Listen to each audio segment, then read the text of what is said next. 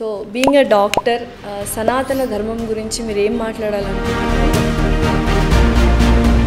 ఈ మధ్యన సనాతన ధర్మం గురించి ఏదైతే పవన్ కళ్యాణ్ ఆయన రేస్ చేశారో, రేస్ చేసిన తర్వాత సనాతన ధర్మం అంటే యాక్చువల్గా ఏంటి, దాని అర్థం ఏంటి? సనాతన ధర్మము అని చెప్పానంటే యాక్చువల్గా ఏ ప్రాణి అయినా కూడా మనిషిలా బతకటం.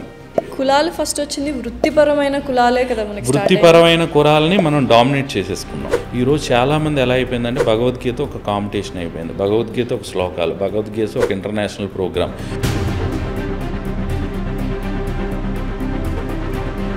అంటే అప్పట్లో బాగా తొక్కేశారు అటువంటి వర్గాన్ని, అట్టడుగుగా ఉన్న వాళ్ళని. ఓకే, దాన్ని మనం సింప్లిఫైజ్ చేసి చెప్పచ్చు. ఎట్లా చెప్పచ్చు అని చెప్పానంటే, నువ్వు కూడా 122 మార్క్స్ తీసుకురా, అప్పుడు ఇద్దరిలో ఎవరికి సీట్ ఇవ్వాలనేది నీకే సీట్ ఇస్తాను. అంటే నీకు అత్యవసర మార్కులు వచ్చినా కూడా నువ్వు బాగుపడేలాగా ఒక చట్టాన్ని సృష్టించావు.